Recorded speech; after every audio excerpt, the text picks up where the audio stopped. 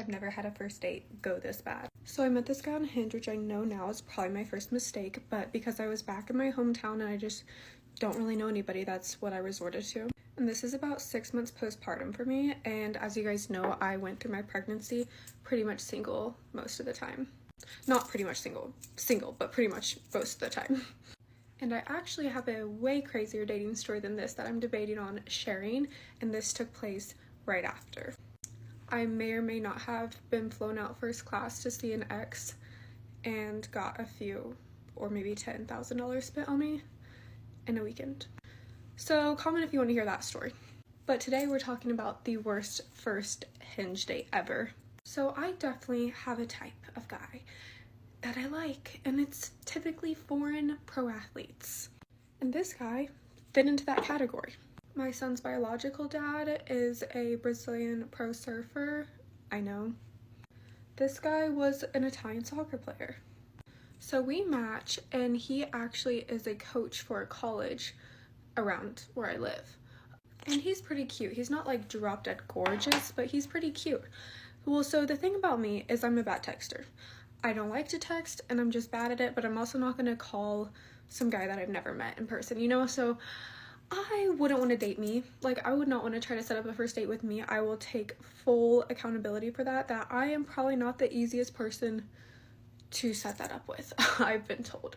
But I think that's just because I usually meet people that I date in real life. Like, I'm always meeting them organically. They at least can experience my personality a little bit, and I can experience theirs, and then we'll just naturally kind of hang out or whatever from there. But this is different. This is a dating app. So we match, then we follow each other on Instagram, and I don't post on my dating profile that I have a kid, okay? And that's not to keep Soul a secret at all. It's just, I don't know, I just feel kind of weird. I don't want to be targeted for having a kid.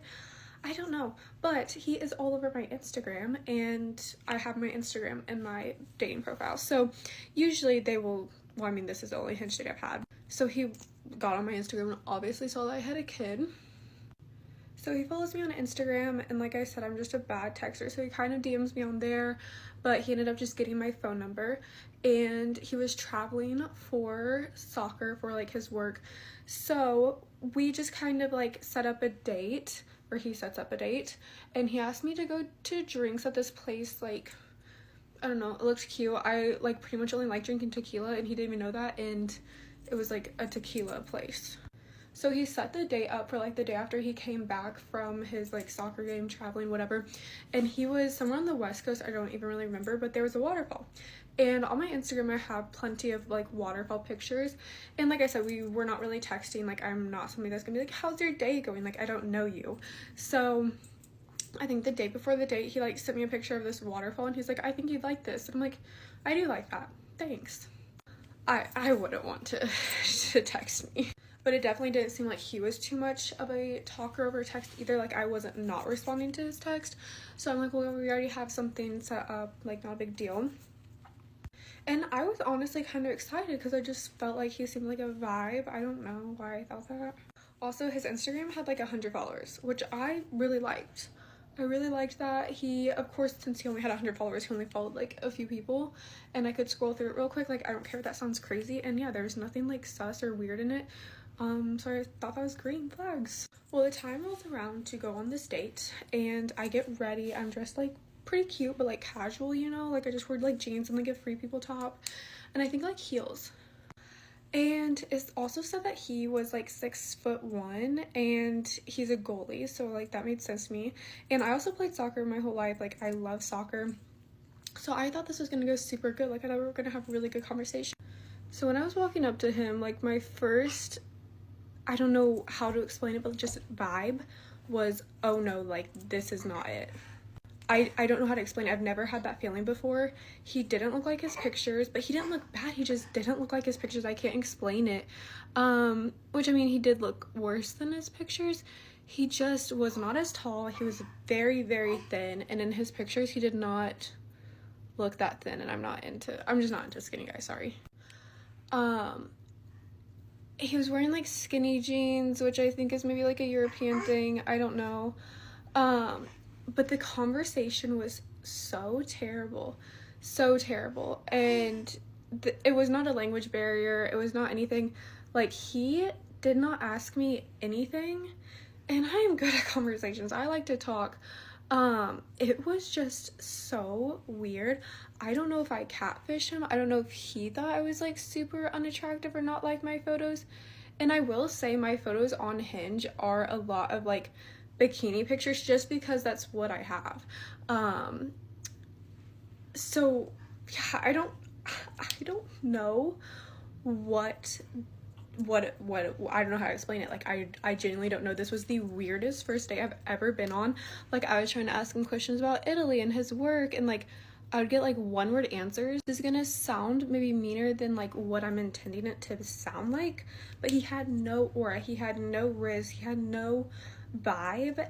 It was just so weird.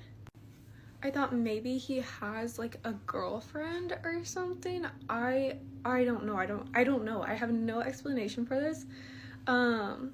Yeah, and then he never texted me again. He never, actually, I never saved his number, and I did get a text like a week later from an unknown number, but I have a bunch of unknown numbers, so he could have texted me again. Actually, I don't want to like just say he never texted me again, but if that was him, it was just, hey, I don't know. It was so weird. So yeah, I ended up obviously like unfollowing him on Instagram because I'm like, I'm not gonna be one of your 100 followers. I don't know. It was just so odd, and especially in his line of work, there's opportunity for him to meet lots of girls. And I'm not saying like, oh, why is he single? Because obviously people can be single at any age for any reason. And I think he was 30.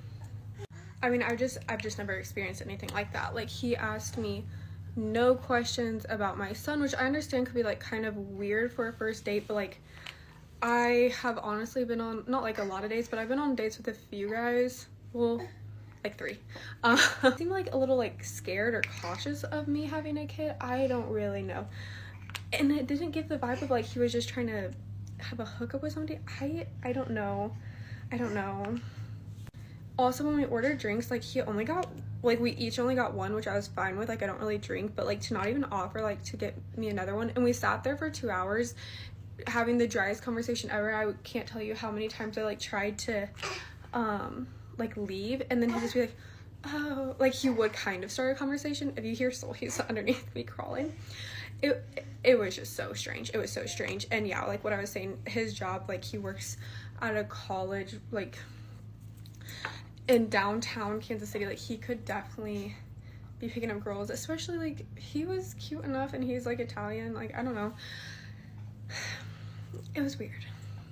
So yeah, honestly, that was probably the weirdest first date I have ever been on, and I haven't been on a date since that.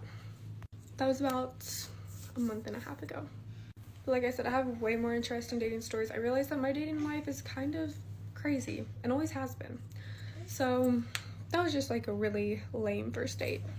Okay, this is a follow-up of my video before this, but it's about my worst Hinge date ever. My worst first date ever, period. And I know that video was like kind of a long story time, and I didn't go into specific details. I just explained like how the vibe was bad, but I was reflecting and I realized I want to share like specific details because I think I sounded too harsh about this man, but I'm not, trust me. And here's the little thing about me, I am harsh. Like, I am a little harsh. I'm strict. It is strict over here, okay? And I'm not even somebody that's like dating to marry, or like, you know, I'm not one of those single moms. Like, I'm just not. I don't really have the intentional dating thing. I'm dating for fun, and this was no fun. No fun. So minus the fact of literally walking up to him and just realizing like my aura dropped by 10. Like, I had never experienced a gut feeling like that, but it wasn't a bad feeling. It was just like, oh, there is nothing here. There's nothing here. Like, I might as well turn back. There's nothing here. And that didn't have anything to do with his looks, but it's the fact, like, I feel like his aura or vibe was reflecting that to me in a way that I just never experienced. So the first like little detail that just was like, ugh. So like I said, this was like a little tequila bar, okay? And it's just like a cute little room almost with like couches, and then they had an outside area, and this is downtown Kansas City. So I was like, oh, it was a super nice night out, and the hostess asked us if we want to sit outside because it's really crowded inside, but there's lots of outdoor seating. And I was like, oh, like, yeah, it's really nice out and it's less crowded out here, like more room to talk, you know? So I was kind of like, yeah, like, let's see outside. And he doesn't say anything, and I was kind of like, why aren't you being a man and just being like making decisions? I don't know. But I was like, okay, well, like, I don't want to sit outside. I'm like, he clearly does want to sit outside. So they like show us, and he's like, no, like, let's go inside, because there was nobody outside. And so I'm like, okay, like, well, I don't know. Any other guy I've dated before, even just gone on dates with, it's like, we want to talk, we want to chill, like, even more privacy would be better, right? Because, like, it's not like a club, you know? So I'm like, okay, well, we can go sit inside on the couch with a bunch of other people, that's fine. So we go do that, and the waiter obviously brings over, like, the cocktail menu, and there's no food at this restaurant, and I didn't look at the menu. I'm a very type B person. I was not prepared. I kind of saw their Instagram, and I was like, I mean, I'm assuming that there's some kind of food or tapas or something. There was no food. No food. And so if this man had intentions with making me really bored for 2 hours, I think he should have at least had intentions to feed me. Bless your soul. And he didn't. He didn't even have intentions to buy me a second drink, which is, like, fine, but just so weird. Why waste my time? So the waiter brings over the menu, right? And we're looking at it, and it's, like, fun, cutesy drinks, but a lot of them are, like, smoky vibes, and that's just, like, not my vibe. I don't like smoky drinks. And so I was kind of having a hard time picking one. Well, okay, location change, sorry. So he's picked out his drink, and they have, like, photos on the menu of, like, what the drinks look like, right? And the one that he wanted came in, like, a cocktail glass, or, like, you know, like, a glass with, like, a stem, just, like, a cocktail glass. And he was like, yeah, so I'm not gonna drink it out of that. And I was like, well, you're getting a cocktail, though. So, like, he's getting a cocktail, though. It's not like he's getting, like, a bourbon or, like, Coke and rum or something. I don't know. Like, it comes in a cocktail glass because it's a cocktail. But I was just like, okay. I was like, so you're going to tell, like, the waiter to not bring it in that? He's like, yeah. I don't know. He was just, like, very rude. And, like, I didn't really like how he didn't treat the waiter bad, but he didn't treat him good. You know what I mean? So all the seating in this place was, like, couches, like mini couches, but we're like sitting like social distance, and he just like looked uncomfortable the whole time, and then that was making me uncomfortable, and I didn't like the vibe. And like I said, it was weird, like he didn't really ask me anything about myself, but I would ask him all these things about himself, and it wasn't like he was just talking about himself and he was like maybe nervous and then forgetting to ask me something, or like so caught up in these really cool stories about himself that like we just never talked about me. It's like I would ask him something, and then he would answer it so dry, and then that was it. Like, he's from Italy, like I said, so I was like, oh, like, when did you move here? I was 21. Okay, like, do you like it? And he's like, no.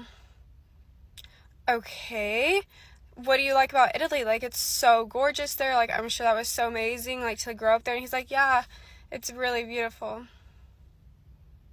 Okay, like, what? Like, that is just so weird. Why are you dating if you have that kind of personality? Like, at least put on a front, you know what I mean? And, like, keep in mind, he asked me out. He got my Instagram from Hinge, and then on Instagram he got my number, and from there he asked me out, like, literally, like, his next available date. Like, he seemed pretty eager to go out with me. Like I said, there was no vibe of, like, oh, he just wants a hookup. That would have made more sense. Like, I would not be complaining about that. I wouldn't have done it, but I'm just saying, like, oh, that makes sense. Like, why you're just on a dating app and then going out to drinks. Like, I don't get his motive here. I don't get it. That's why I'm like, maybe I catfished him. Like, that's my only conclusion, is like I catfished him in a way, but he freaking catfished me. He wore skinny jeans with tennis shoes, and I'm not, guys, we know I'm not a fashion girl. We know I'm wearing a cut up shirt and sweatpants and Gucci sunglasses right now. Like, I am not a fashion girl, okay? But, I mean, I have common sense, and I would not wear skinny jeans as a man with tennis shoes. I think that's strange. So that's why I just don't understand why he was so, like, kind of eager. And, like, even, like I said, we didn't text that much. If you watch the first video, you know that, like, we didn't really text beforehand, because I don't do that. I don't know you. I don't really care about how your day's going. I don't know you. Just let me meet you first. But like the text he did seem, I was like, oh, this is such my vibe. Like he sent me a picture of a waterfall while he's traveling. He's like, oh, I think you'd like this. Or like, we weren't texting all day long. Like, I don't know. It just seemed like kind of a vibe. Obviously there was like a day or two where he was like, oh, like what's up? What's going on? And then like we would text for like an hour and then like, you know, it would go dead, and like that's cool with me. Like I like that. But then to just like never text me again, which like I said, I didn't have his number saved. I don't even remember his name anymore. But I didn't have his number saved, and then I deleted all my texts because I needed storage. So I deleted all my texts that week, and like including him. And I did get a text from a Kansas City phone number that said, hey, 1 week after our date. I don't know if that was him. I don't think it was, but I don't know. Also, this was a big one for me. This just kind of gave me the ick, or just kind of was like, oh my god, are you like so lame, like the lamest person on earth? Like, I'm so sorry if he sees this. I don't think he will. I don't really care if he would either. But there was a dog in the bar, and the dog was a cute dog. It was an Aussie Shepherd, and if you guys know, you know that I had an Aussie Shepherd puppy, and he died right before I had my baby, 1 week before I had my baby, and he was only 2 years old. He was like literally my best friend, got me through my pregnancy, died. Literally died. So this puppy, it was like an Aussie Shepherd puppy, and he had blue eyes like my dog Bronco, and I was like, oh my god, like, you know, like this dog is so cute. Didn't care. He did not care about the dog, which like I know not everybody's a dog person, but that's where you kind of just pretend, you know, like you kind of are like, oh yeah, like the dog's so cute. Like you're on a date with a cute girl, you're just like, yeah, like dog's cute. He was just like, yeah. I don't know. It was the strangest thing. And I even remember I said something to him like, oh, like I used to have a dog like that. And he's like, cool.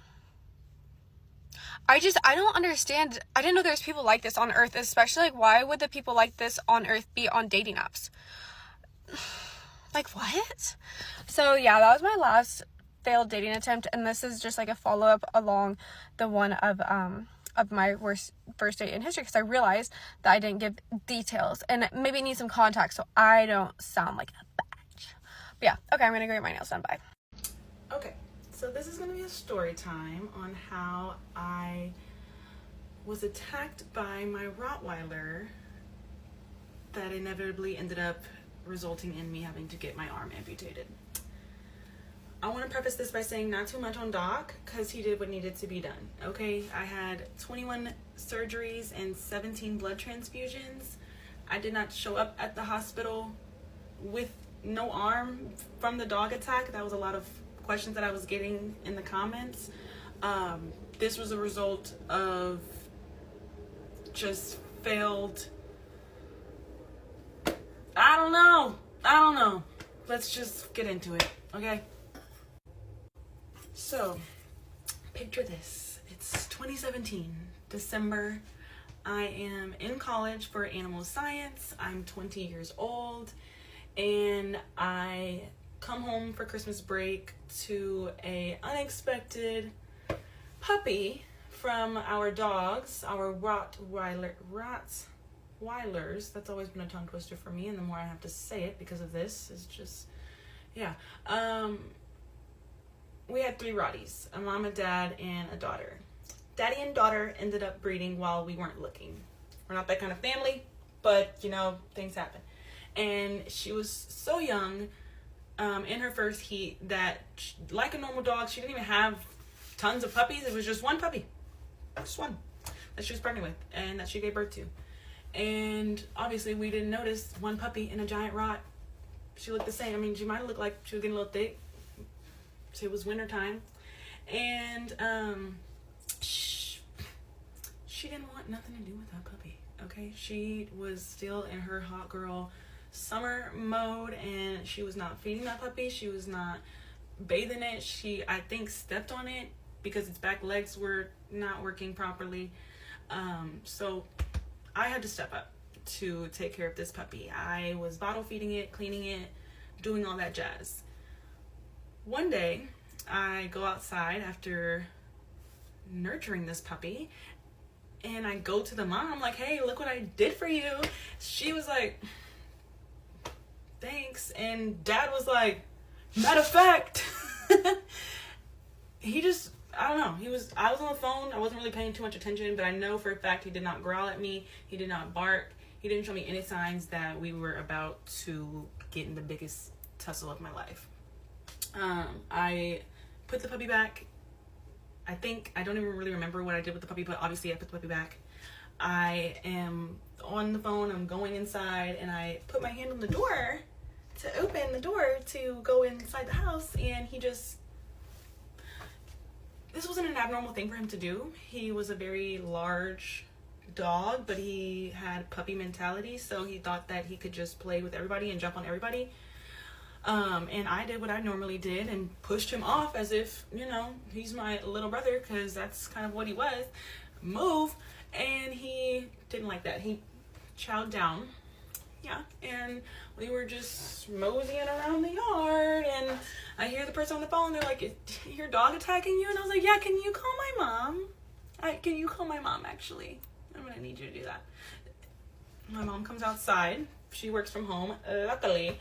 And we are both now fighting with this dog.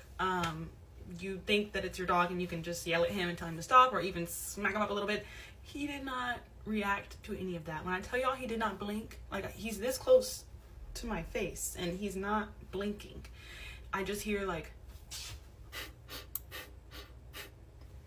so yeah. And then my mom ends up like grabbing a steel toe boot. The boot hits me in the head. I was like, let's put a pause on this real quick. Who can we call? And she was like, 911. I was like, yeah, let's call that. So she calls them. They pull up on motorcycles very fast, by the way, like 3 minutes. And they had to, like, there was no other choice.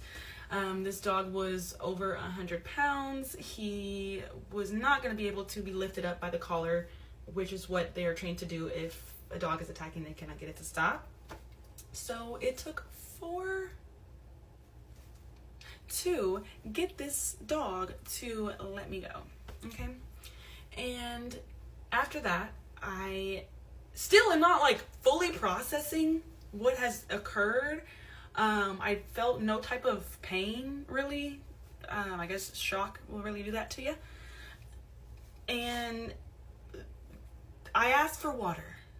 And I remember one of the cops saying no. And I was like, you're rude. I'm going to need that badge number. But no, it was because they knew that I was going to have to be going to immense surgery when I got to this hospital. And I get to the end of my driveway where there's an ambulance. I don't even know how to say this, but I don't even know these people, so who cares? Y'all will never find them because I don't even know who they are. But I get into the ambulance, and the first part of the trauma of after the attack, because the attack is not even the worst part of this story. Like, as I told y'all, I showed up to the hospital with an arm. Not saying that what happened to me at the hospital resulted in me not having an arm, because they did all that they could do. But that was a horror story in itself. And if y'all want a part 2 on that, I will definitely do that. But I think this should just be saved for what initiated this. Yeah, so I get into the ambulance and I just hear the 2 medics arguing over like the size of the needle, IV, I don't know, that he's trying to put into my arm. They're arguing, and my mom is banging on the window of the ambulance, like, let me in. And it's just chaos. And at that point, I just black out. Like, or I guess I would say white out, because I saw white. Like, when people say they saw a white light, I saw a white light. And the next thing I remember is waking up in a hospital, which I had been life flighted to. Don't even know what was the point of the ambulance. They took me from one end of the street to the other where the life flight was parked. And when I woke up, horror amidst. Okay, I thought I was gonna go home with 2 arms, and that's not what happened. But if y'all want a story time on that, let me know. Any questions you have, let me know. Sorry that this took so long. I just didn't know what to say. Okay, love you, bye. Sorry y'all, life has been lifing, but I am back with y'all's part 2. So this is part 2 of how I lost my arm after a dog attack. I didn't lose it. I know where it is. But, so I am life flighted to the hospital, and I wake up, I don't know if it was the same day or like the next day, but it was much later. And I'm in a hospital room, arm still attached, it's fully wrapped up, and my family is cycling in and out of the room in groups of 2. I realize once I see like 2 of my boy cousins come in, and they're like fully masked up and they're wearing gloves, and I'm like, how long have I been here? Is it Halloween? Or are they just impersonating doctors to make me laugh? Like, what's going on? And that's when I realized that they weren't impersonating doctors. They had to be masked up and gloved up and PPE down because I still had open wounds under my bandaging. They weren't closing up my arm because, for one, they didn't really know what was happening under there. My shoulder and my elbow could not function properly. I couldn't do this, I couldn't do this, but I could do this though.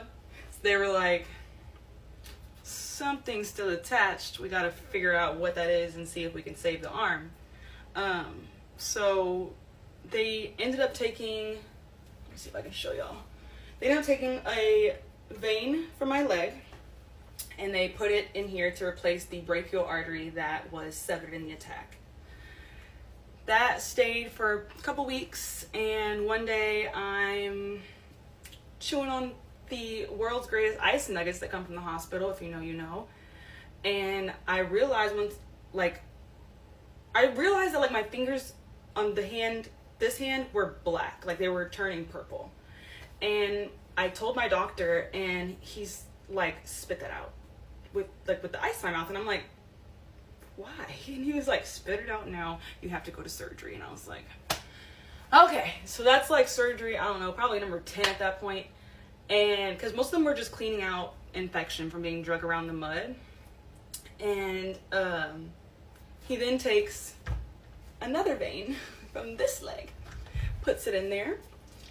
She's vibing, she's cooling until before I get to this, let me preface this with not the best part, none of this is good, but the part that y'all need to really lock into your head is that my arm is open under here. It's still attached, but it's open, okay? That day that I woke up when all my family was cycling in and out, my doctor came in and told me, Sydney, your arm is open under here, okay, hun? So nobody can open this bandaging except for a doctor in a sterile surgical room. Lock that in. So one day, before anything else even happened with that second vein, my splint that was like holding my arm straight underneath my bandaging had started to kind of shift, and I was feeling a pinching motion. I was getting pinched, and I called the doctor, and he's like, it was a doctor on call. Mind you, this is not my doctor. This is a random doctor that I've never seen before. He's the only one. It's like 3 a.m. So I'm like, hey, you need to come up here because my splint is moving and it's pinching me. And he's like, I'm not coming down there for that, sis. You're gonna have to do that. And I was like, no, I can't. Did you read my chart? I haven't even read it, but I'm sure it says that in there. And he was like, no, I'm not coming down there for that. And we're like going back and forth, and I'm like, yes, you are. And he's like, no, I'm not. And so he ended up coming, and he's pissed. Like, when he got there, I wished he had never even came, honestly, because he got there and he like throws his lab coat across the room after like slamming the door open. He tries to unwrap the arm, but I guess it's not going fast enough for him, so he starts just cutting. He's just cutting. And I'm like, my mom is screaming, I'm screaming because my arm is open under here. Who knows what's gonna happen? So he does that. He ends up tightening it so tight because he doesn't want to come back here for that. And the rest of the night, I'm just bawling, crying. My friends that are visiting me are bawling, crying because they can't even imagine like what is going on. Obviously, I tell my doctor when he gets back the next morning, and he's like, you will never have to see that man again. Like, if anything happens, tell them to call me directly. I will come from home. And I'm like, got it.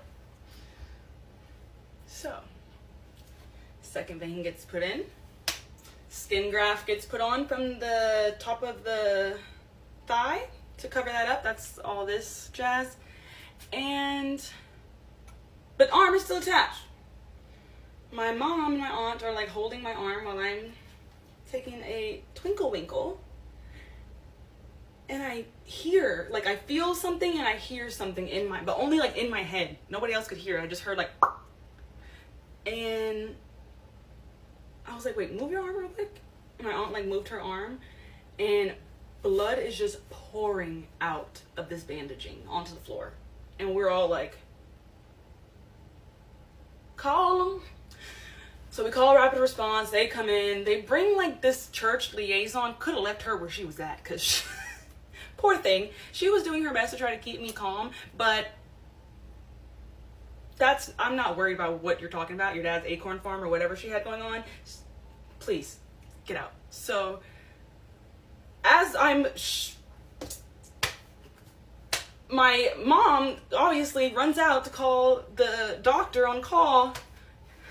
Guess who walks in? Meanie Bobini. So Meanie Bobini comes in and he's like, here we go. He's like taking pictures with his freaking iPhone generation 1. And he's going so slow. He tries to unwrap the arm, and the arm, my blood starts shooting across the room. My mom had to run out because she almost got shot. And he looks at me and goes, do you want me to stuff it with gauze, or do you want me to like try to stitch it up? I said, neither of those are gonna work in my unprofessional opinion, but also I don't think I should be making that decision. Hello, call my doc, my real doc, I hate you. And yeah, my nurse even ended up like pushing this man out of the way and taking my bed down to the surgical floor, running across the way to get more blood for me from the blood bank, coming back. Like, she couldn't even be my nurse anymore because she was so traumatized and just deep into it. And she, you can't be like that, I guess. So it was awful. It was horrible. But that mixed with just the sounds of the trauma floor. I had a huge family, so I stayed on the trauma floor for much longer than most people would. And it was like staying in the hallways of a movie theater playing nothing but Poltergeist all day, all night. Like, you hear screams, you hear alarms. There was this old man that was saying like, mama, mama, all night. And it was just like, that is what would make me cry, other than like what happened to me, because that was just traumatizing to hear those sounds all day, all night. And they never would tell me when I was going to go home. I would ask every day, like, when can I go home? I'm thinking day one when I woke up in the hospital, oh, we're going to be in here 2 days tops. I'm going home for Christmas. No, babe. I was in there for 6.5 weeks. I went through over 20 surgeries. I had over 16 blood transfusions. I'm lucky to be alive, let alone this damn cool. Hello. But yeah, if you want, I'm sure there's a lot more that I could answer. Also with what happened like after I got out, life's great, good, you know what I'm saying? But I love y'all. Bye. I just had to lie to an old lady and tell her I was pregnant so she would quit harassing me. Full story time here, okay? I have the day off today. I wanted to go shopping. Like, I needed some things, but I decided to go to Marshall's and Home Goods because it's like the same store, and treat myself a little bit. Like, I just wanted a nice, relaxing day, and I figured like a little retail therapy would be fantastic. I have no system when I'm shopping in these stores. I just wander all over the place when I think of something that I might want to look at. I just happen to end up in like the purse aisles. So I'm standing there like looking through the bags, and all of a sudden this lady runs into me, like basically full body slams me as I'm standing there looking at the bags. She walks past me, turns around and goes, "Your generation has no respect." I was like, you ran into me. I was standing still and you had plenty of room to walk behind me. I was just like, ma'am, you ran into me. You had room to walk behind me. I'm sorry that I was in your way, but I was also standing here first. You could have said, "Excuse me," or waited for me to move. Anyways, I go over to the home goods side. I'm looking for a vase, like a cute vase to put flowers in, right? I'm in the aisle. Nobody is in this aisle. I'm like in the middle of the aisle looking at a side that has the vases. I notice this lady turns into the aisle with her cart and I'm like, oh man, okay. So I'm gonna like try to scoot up to the shelves as close as I can. I'm not gonna lean into them because they're glass shelves with glass on them. And she had plenty of room to push her cart through. Like there was plenty of room, right? No, she hits me with her cart. After she hit me, she doesn't apologize. She looks at me and she's like, you could have moved out of the aisle. You saw me trying to get through. So I was in this aisle first. I'm in the center of the aisle. You expect me to leave the aisle so you can push your cart through where I already was. I didn't even say anything. I'm literally like, okay, cool. Finally, I'm done with this. This is not relaxing. I'm overstimulated, stressed out. There are old people everywhere with shopping carts to the brim with Christmas decorations, as if they don't already have Christmas decorations from the past 500 years they've been alive. But okay, anyways, we're the ones that have an overconsumption problem. Got it. So get to the checkout line. It is wrapped around twice. So it started at the home goods door, went to the Marshall's door, back to the home goods door, and then it was the checkout. So it took about 20 minutes to get through this line. Before I got to the actual checkout line where they have the shelves on both sides, I had 3 different old ladies asked to cut in front of me in line. I just told the first 2, no, I don't want to upset everyone else waiting behind me because they didn't ask to cut in front of me because I'm younger. And they were all like, oh, you're so young, you can stand, it's fine. Ask someone else, I don't know. But finally, the third lady, she was pressing me about this. She's like, you're young, this is disrespectful to your elders. I can't stand and wait in this long line. My body can't handle standing this long. You have a cart full. Your cart is full to the brim.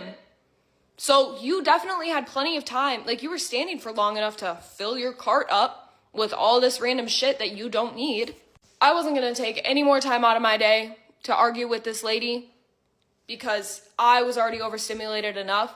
So I just look at her dead in the eyes and I'm like, actually, ma'am, I'm 4 months pregnant and I'm having a really difficult time standing because I have complications with my pregnancy. So if you'd please stop. The look on this lady's face was just it was perfect. Am I pregnant? No, absolutely not. I'm wearing a big old sweatshirt though, because it's 40 degrees in Florida today. She would never know if I'm pregnant or not. She just says, I'm so sorry, miss, walks away. I don't understand why nobody else around me in line didn't jump in and say anything. The lady and her husband that were in front of me in line, after that lady left, turned around and they're like, do you want to go in front of us? Are you okay, hon? And I'm like, I'm okay, I promise. I just needed to get her to leave me alone. But you couldn't have said anything the other 2 times? So never again do I want to hear from the older generation that our generation has no respect, because literally today made me never want to go out in public again. Ladies, if y'all are planning on traveling anywhere anytime soon where it's just you and homegirls, a girls trip or just a solo travel, and you're going to be booking any Airbnbs or anything like that, please watch this video. I just seen a video of this woman who said her and a bunch of her friends, 17 of them, 17. You know how there's safety in numbers? Negative, okay? Always stay aware. So 17 of them were going for a bridal shower to Tulum. Tulum is a huge touristy spot in Mexico. So they get an Airbnb, and the reason they chose this Airbnb was because it had 24/7 security.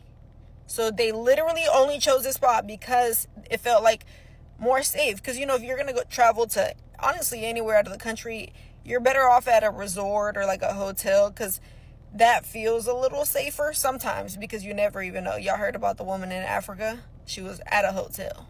That's what they did her. So really, you're not safe anywhere. But Airbnbs can really be sketch as fuck.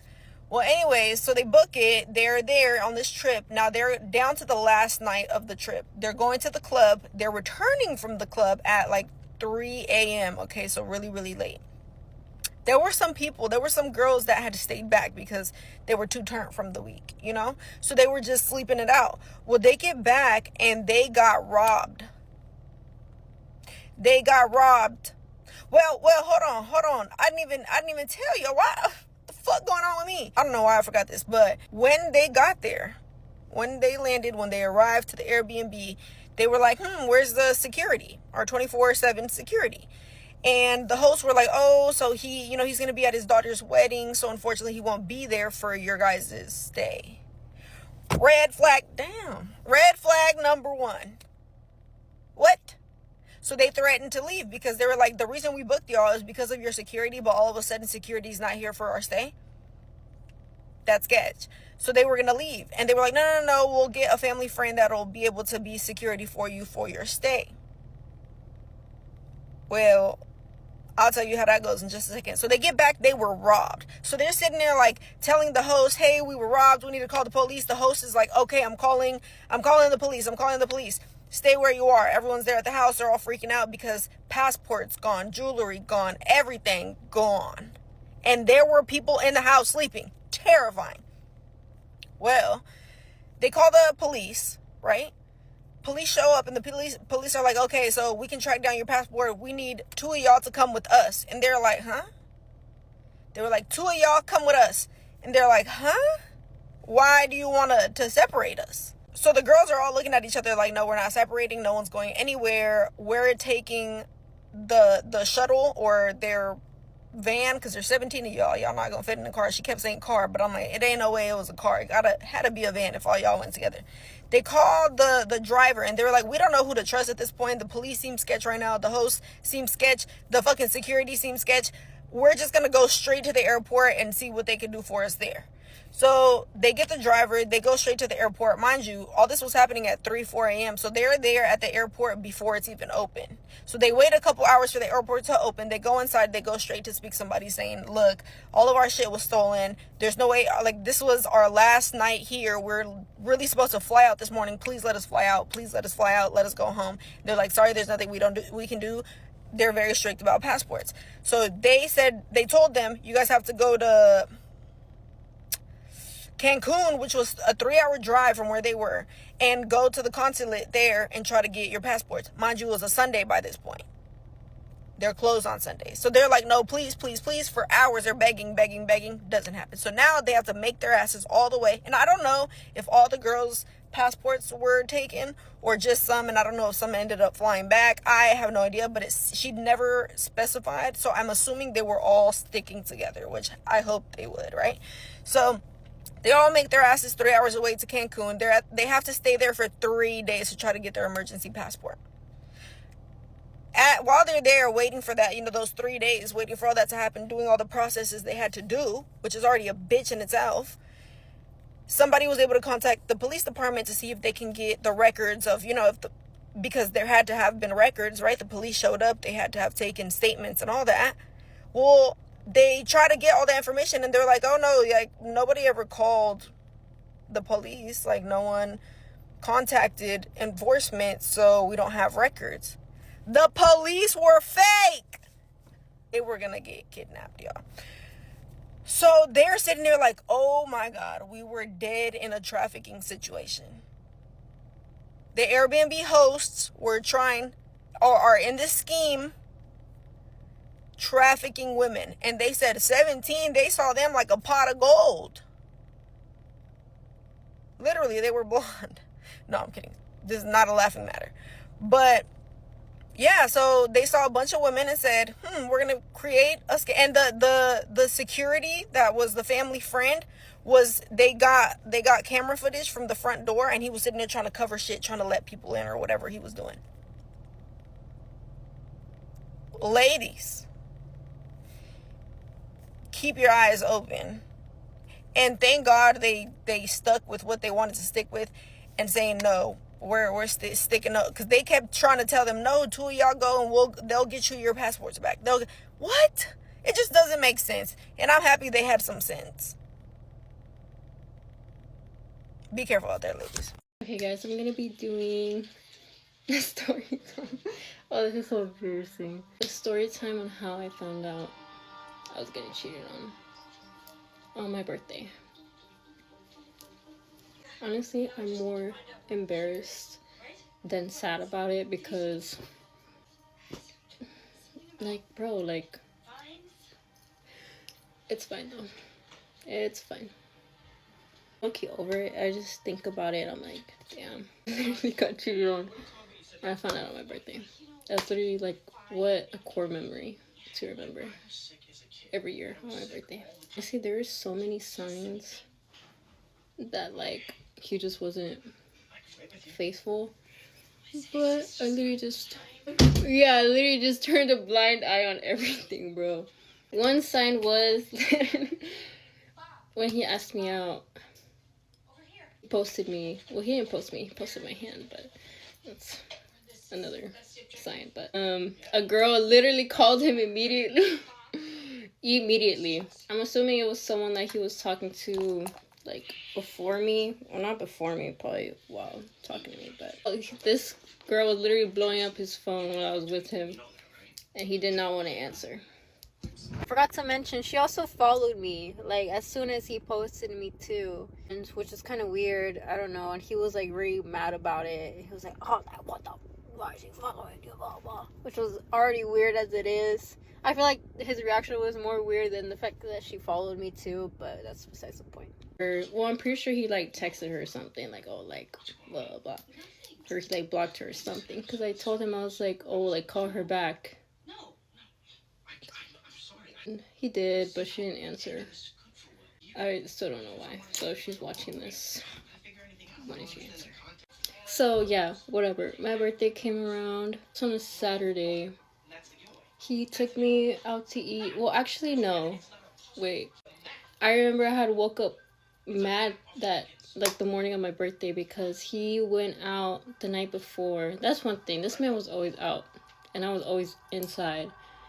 Because, one, he would never invite me anywhere. Two, because when I am in a relationship, I'm a homebody. Because, like, why not? But yeah, this man was out at Woodrow's. And he just, like, was not, I don't know. I had a gut feeling the whole time he was out. Anytime he was out, I always had a gut feeling, so. But, yeah, he was out. And it's funny because actually some guy called me after, like, we broke up. And he was like, yeah, like, he was out, like, trying to get at my friends on Friday. The night he went out to Woodrow's. And my birthday was the next day. I got over that, and then we went to dinner or whatever, and then he went out with his friends literally right after he dropped me off. Bro, this is so embarrassing saying it out loud. He literally went out to the clubs right after he dropped me off from taking me out for my birthday, even though he had just went out the night before. Of course, he was like blaming everything on his friends, and like, it's because they wanted to go out, blah, blah. Like, you don't know how to say no?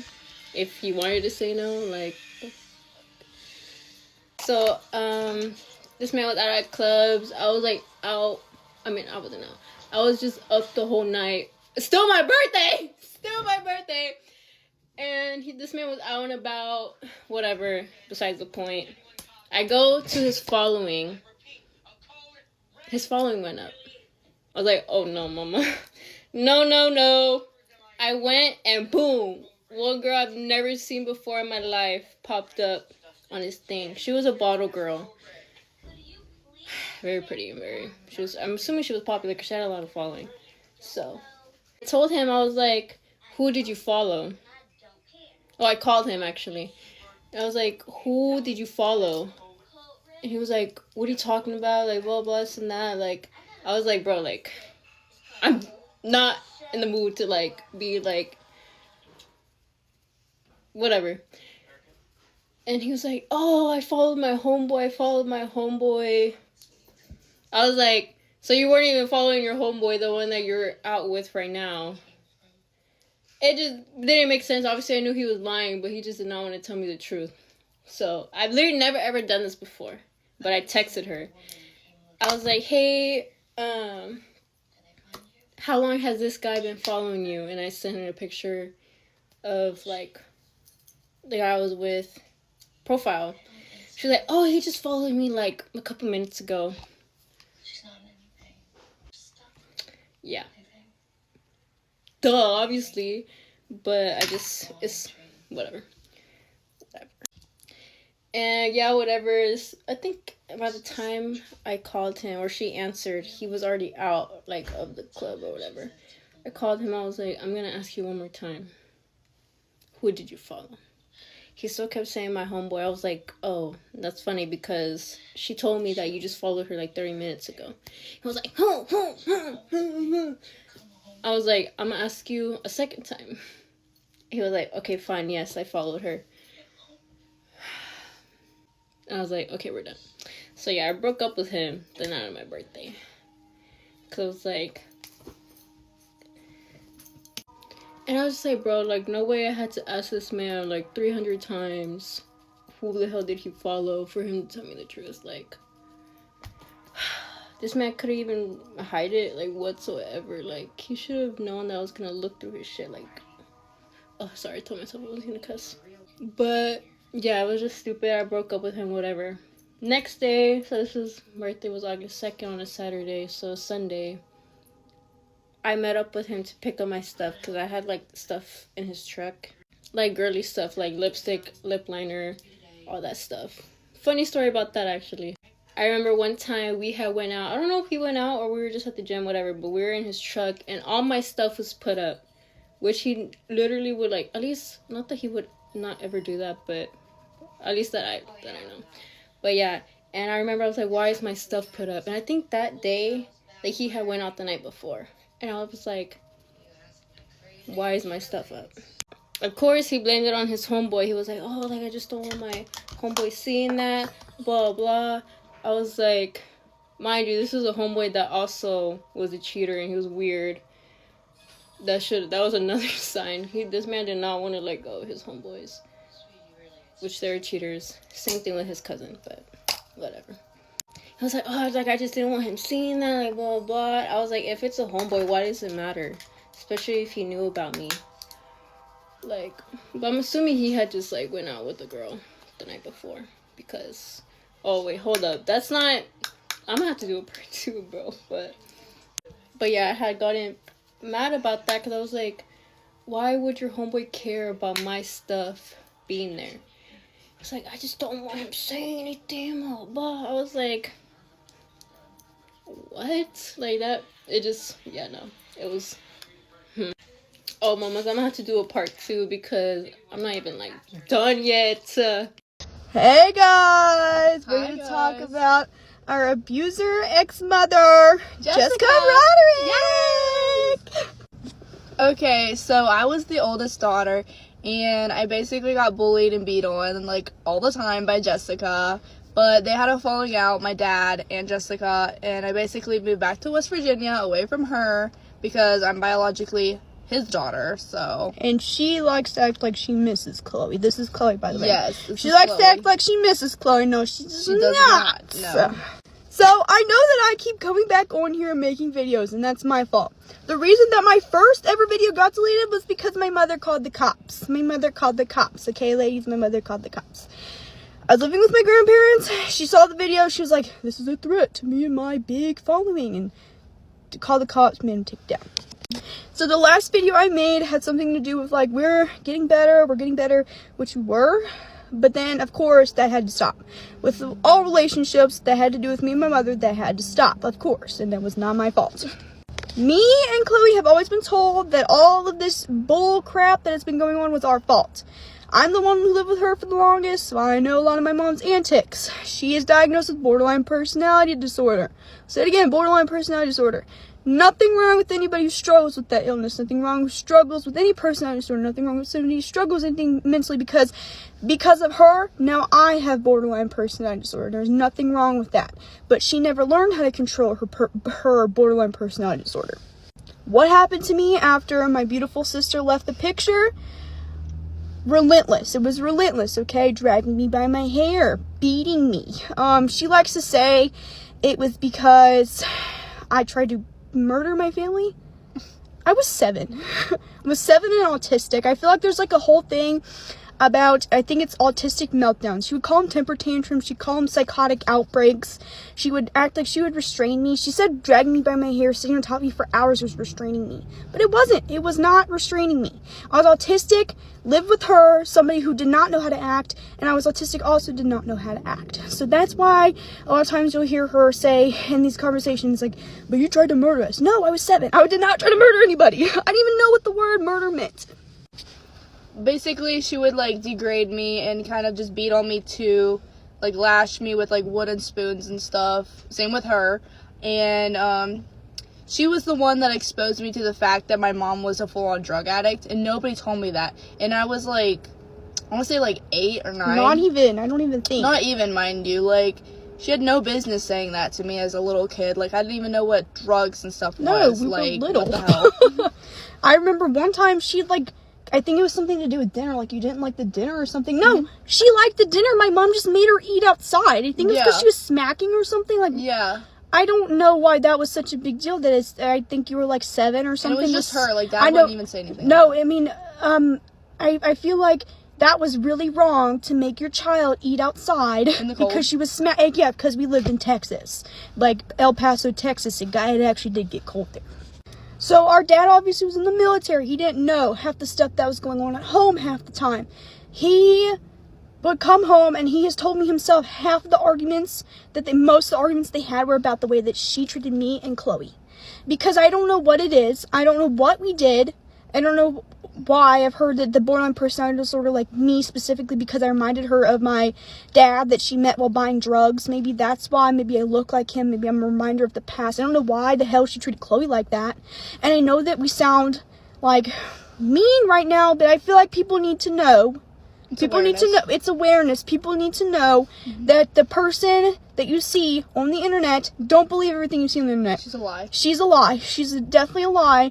And the way that she has treated me and my sister and all the other people in her life up until this point deserve to be heard. Trigger warning for this next part. Suicide, self-harm, psych wards. I've been to 15 psych wards. No, that sounds crazy. But the fact that I am 17 and have been to 15 different psych wards says a lot about my mother. A lot of those were not my fault. She would just send me away. Last Thanksgiving, last Christmas, last Valentine's Day, I was not home. I was in a psych ward. I've been to places that are now shut down. I've been to wilderness therapy. I know I've said that before, but I'll say it again. I've been to wilderness therapy. I've been to... That sucked, by the way. Hated it. That place was not good for me at all. Still have trauma from that place. I've been to, an autism treatment center, which did help. I will say that did help me learn how to regulate my emotions because I was diagnosed at 14 years old. We did not know I had autism until I was 14 years old. I know that I don't know how her reaction to this video is going to be. She's going to say, oh, well, you were acting crazy, you were trying to kill yourself, all this stuff. I don't think that I would have wanted to kill myself if you didn't act like that. Also, I did not want to kill myself half the time. She just sent me away. Like I would act away. She didn't out the door. I don't think she wanted to deal with you. She didn't. No, she told me that. She was like, I'm not equipped to deal with this behavior. But there was no behavior going on. So, for those of you who do not know what borderline personality disorder is, something that kind of has to do with the way you perceive the world. I'm not too, educated on it. I don't self-diagnose. I don't diagnose other people. She never told me, but my dad told me that she was diagnosed with it. My grandma told me she was diagnosed with it. She gets in these moods. Narcissism is a trait of personality disorders work with your personality. They're not necessarily like a mental illness. They are, but they're not like depression. They work differently. So narcissism is a trait. Relationship problems are a trait, like attachment styles and attachment issues. I just feel like somebody who also struggles with it because of all the learned traits I got from her, you get in these moods where it's like, I hope I never experience it to the point that she experiences it, because I know that it's painful. I know that she's in pain, but that does not mean that you treat your children the way that she treated me. The way that you can describe borderline personality disorder is like, impulsivity. You can't keep a relationship, okay? That's why she's been in 4 or 5 serious relationships since I was born. She's had 3 or 4 last names. Like, are you kidding me? I also want to say that ever since I moved out, I've noticed a serious and drastic change in myself. I feel like once you're removed from that situation, you're fine. Like, I didn't have to worry, what's she gonna do to me? Is she gonna send me away for the rest of my life? Like, that's just what it's like living with somebody with, like, severe borderline personality disorder. And where she would be so abusive towards me and just like hit me and stuff, even over like small mistakes a child would make, she would just punish me in a way that was just so unnecessary and very like excessive. Just like, I remember those one time she gave me 100 spankings for something. I don't even remember what it was. I feel like I remember that too. Yes. I mean, I feel like half of our past is blocked out because Due to, of like, stuff. trauma. Yeah, trauma. Yes. That's a trauma response. And I just have horrible flinching problems now because of the abuse that she put me through. And it's just like, why is someone like this? We don't know. But we want to say that don't believe everything you see on the internet. And we want you guys to know that this video will not be taken down because we're currently safe now. We are under good roofs of loving people, and we're making it. Like, we're making it. We're not struggling anymore. We're not struggling. We're making it, y'all. crazy We're making woman. it. We're making it. We're making making it. it. I hope y'all have a good one, and I hope that this clears any of the confusion because there will be none after this. If y'all want to hear what the hell happened to us, we will respond to questions, okay? Mhm. Love y'all. We love y'all. Bye. Call an ambulance! Call an ambulance! For me! So currently we're sitting in a hotel lobby waiting to leave. We're waiting to leave because this place was called something luxury. Okay, no. So last night, well, first when we walked into our room, we could smell mold. We instantly knew. We looked at each other. We both are in property management and real estate, so we're both like, so we were just like, whatever, we'll give it a shot. So then we go sit in our pool for a bit because it's like a swim up pool, and then we're like, let's go check out the beach. We go to the beach. Girl, go on TikTok right now and look up Punta Cana beaches. Not good. All kinds of, it's called sargassum, but it's like seaweed that smells like shit. Okay, please hold. Okay, so seaweed that smells like shit. And then we were like instantly like, what the fuck? And remember, we're here for my best friend's birthday, so we have to have a good beach. We even bought a speaker to have it at the beach from the airport because we forgot one. Anyway, so we're pissed. We go up to the pool and we rinse our feet off from the sand, and we can smell the ocean. It stinks so bad.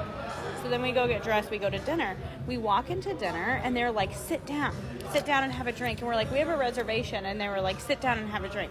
So we sat down and had a drink, and then they all sat there like this staring at us. We're like, and all these bitches are staring at us, and we're like, this is awkward. And then she couldn't even drink the staff, not the people, the staff. And then she couldn't even drink her drink because she hated it. So she was like choking down the few sips that they made her take. Anyway, so then we go sit down at her table. Please hold. Okay, so we go to the table and we ask the people like, how big are the portion sizes? Because the menu is very limited.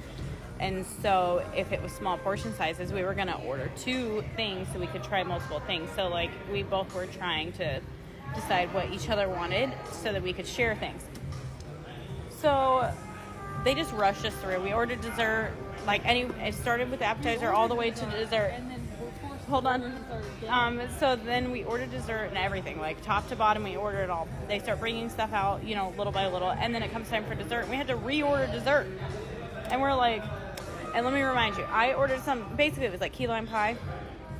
Disgusting. It was disgusting. It tasted like nothing lime. It tasted like bread and whipped cream. Not good. So then we leave and we're walking through like the courtyard or whatever.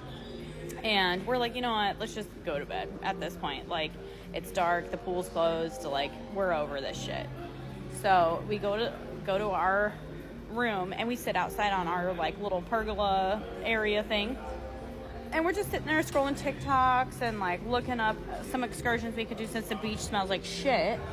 And all of a sudden our little neighbor comes outside, and we already started off on kind of a little weird foot with them because I thought the girl was a child. Anyway, so they come outside. Please hold. Okay, I'm back. So they come outside and they get in the pool. And then my friend was like, they are fucking. And I'm like, no, they're not. And she said, yes, they are fucking. So I stand up and I'm like, I'm going to embarrass the fuck out of them. So I stand up and I'm all like, remind you, this is a shared swim up pool. Shared. It's dark, so the lights are all on them.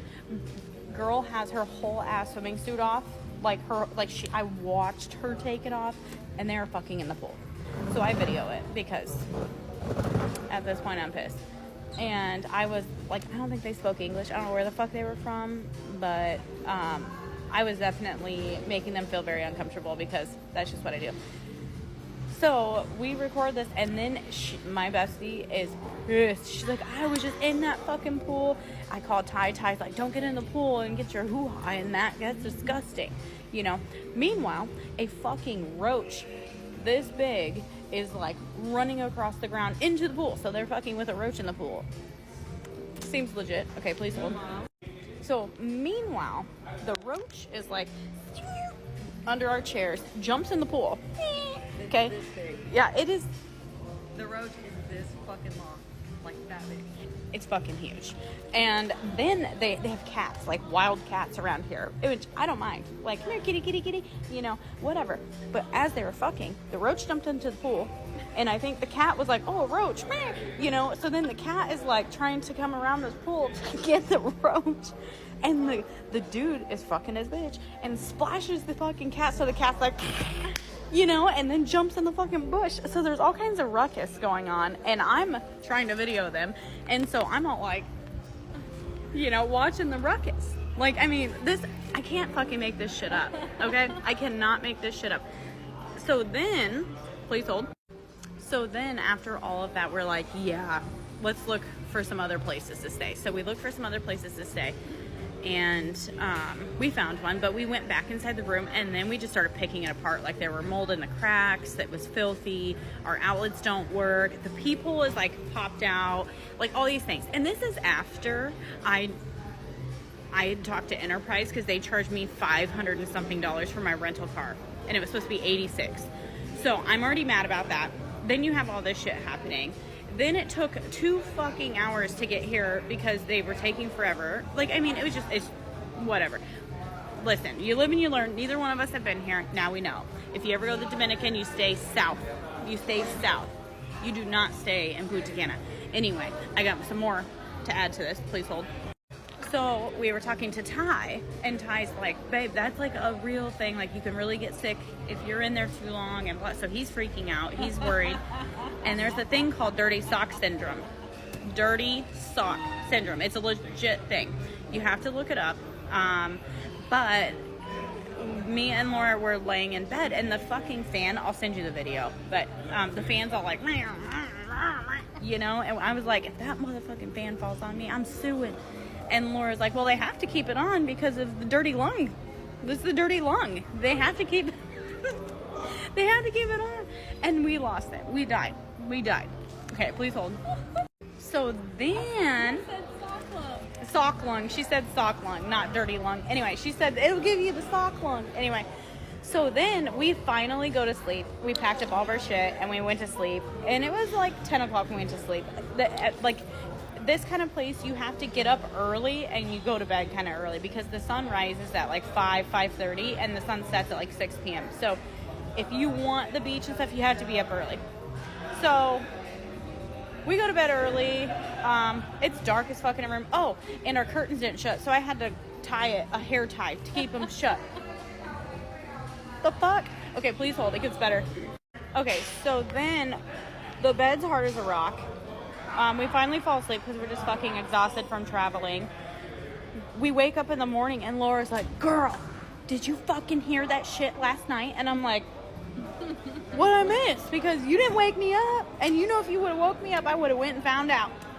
So apparently, she woke up out of a dead sleep to people screaming and cussing in the hallway and like yelling, and they were going around the building, so she could hear it in the front and the back. And I'm like, oh my god. And I'm like, did you get up and look? She said no. She said, I stayed in bed and I went back to sleep. I said, you should. Okay, and keep in mind, this isn't the one we stayed at. We're like down the street, but they're all called luxury, and I assure you they are not luxury. They are far from luxury. Like, look, check this out. Hold on, please hold. Luxury. That's luxury. Yep, luxury. I mean, literally. I have photos. Please hold.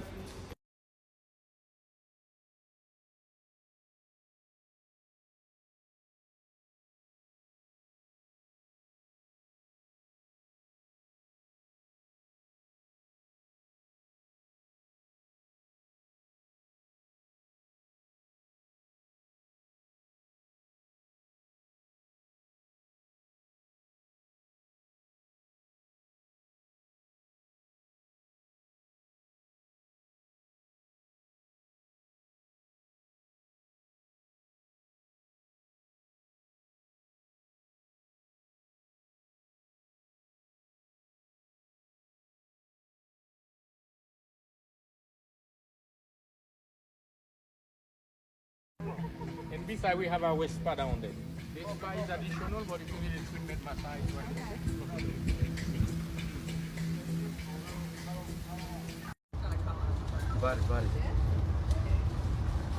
body. I gotta put me first. I gotta put me first, Lucius. I promise you. I wish I weren't back here. I wish we weren't at this point again already. But here we are. I'm making this a series because it happens to me almost every single day. So, welcome to People Have No Respect. I was bartending today. That's what I do for work. And my shift was ending at 4 o'clock. At about 3:45, this couple comes walking in. They try to walk in the second bar. The doors were closed to that bar. So, I don't know why. But my coworker just let them know, hey guys, that bar isn't actually open yet. This one is. Maddie can help you out up there. Now, the lady seemed pissed off already. Before she even walked through the door, she had a grumpy face. And I'm like, you know what? I have 15 minutes left, then I can go home. I'm just gonna deal with them, and it'll be done. They come up to the bar. I'm like, hi, welcome in, guys. How are we doing? I guess that's where I went wrong. This lady looks at me up and down, like, do you have any happy hour specials? Yeah, we do. We have happy hour drinks available right now, and then our appetizers start at 4 o'clock. So, what are your happy hour drinks then? Well, liquors, house wine, draft beer, that kind of stuff. I'm getting an attitude because why are you talking to me like that? Why were you giving me attitude before I even spoke to you? She responds, what are well drinks? What is that? I've never heard of that. So you're telling me at your ripe age of 60, 70? I hate myself for that, sorry. That's embarrassing. Anyways, you're telling me at your ripe old age that you've never heard of well drinks before, like house liquors. So I'm like, oh yeah, like house liquors. So our house vodka, gin, tequila, rum, whiskey, those drinks. So does that include Tito's or Grey Goose? No, ma'am, that does not include Tito's or Grey Goose on our $5 happy hour special. It's just this brand of vodka and then whatever you'd like it mixed with. Are you able to make a Bloody Mary with that? Can you do that? Yeah, absolutely. It'll be the $5 to the liquor. I do have to upcharge for the Bloody Mary mix just because that's more expensive than if you were to mix it with a soda or a juice. Kind of does that everywhere, right? Can I get extra olives for free? Are you going to charge me for olives too? No. How many olives do you want in there? You can have as many as you'd like. However many you want. I start making the drink. Doing my thing behind the bar. And I ask her, I'm like, ma'am, do you want a salt or tahini rim on the glass? Of course I want a salt rim. It's a Bloody Mary. Then she says to the man she's with, I don't think she knows what she's doing. It's pretty easy to put some vodka in a glass, put a salt rim on a glass, and then put some Bloody Mary mix in it, but okay, I don't know what I'm doing. I haven't been bartending for 2 years, no. I throw about 6 olives in there. I figured that's probably enough. Set the glass down and I'm like, here you are, ma'am. Would you like to see our happy hour appetizer menu? Well, can I order them now, even though it's not 4 o'clock? No, ma'am, I'm sorry. I can't even ring it in until 4 o'clock. The system doesn't give me a button for it. Take your time, look over the menu. Like, you can take the next 10 minutes to decide what you'd like to eat, and then right at 4 o'clock, we can put it in. I don't want to wait 10 minutes to put in my food. I'm hungry now. Well, with your attitude, I'm sure as hell not discounting it for the happy hour price. Like, no, you can sit and spin and wait 10 minutes. You'll be okay. You have plenty of olives to snack on. I bring her a full menu because she doesn't want to wait 10 minutes. She's like looking over the menu for about 5 minutes. So I walk back over and I'm like, did anything catch your eye? Do you want to order anything right away? We just sat down. You just gave us the menu. Quit trying to rush us. But 5 minutes ago, you said you were hungry now and you don't want to wait until 4 o'clock to order. But you don't want to order 5 minutes before 4 o'clock? I say nothing. I just walk away because I'm like, 5 minutes, they're not my problem. I see my relief. The evening bartender walking through the doors. I'm like, perfect. I'm running my checkout, clocking out. They are his problem now. Good riddance. I kind of warn him about this lady. I'm like, good luck. She's been a treat. All you got it. So as I'm like running my report and doing my stuff, he comes up to me and he's like, yeah, that lady is, see you next Tuesday. I was like, please, let me hear it. I want to hear exactly what happened. He's like, well, as soon as I walked up behind the bar, she looks at me and goes, oh, aren't you a breath of fresh air? He kind of like laughs a little bit. He's like, well, thanks. Yep, that last girl was just so rude to us. She had no information about happy hour. She was trying to rush us to order food, I'm sure, so she could make money off of us before she left. And she was just so rude. I can't believe we were treated like this. Is she new? Like, has she bartended before? I wanted to bang my head into the wall. I'm laughing as he's telling me this because I'm like, oh, like that could not be further from the truth. And he knows that because that's why he's like, she's you know what? Unfortunately, I was at work, so I couldn't go up and say anything to her. I was thinking about some things, but I didn't because I don't want to lose my job. So yeah, I'm really being tested. Someone's testing me. I really do try to be a good person, but stuff like this makes me just, what's the point? Why do I bother, you know? And I understand it's not all old people. I get it. Like, this lady was clearly just upset that I'm young and hot and she's old and not. Like, sorry you hate any woman that looks better than you or is younger than you. And like, I love a lot of old people. Like, my old job, my best friends were like 50 years and older, okay?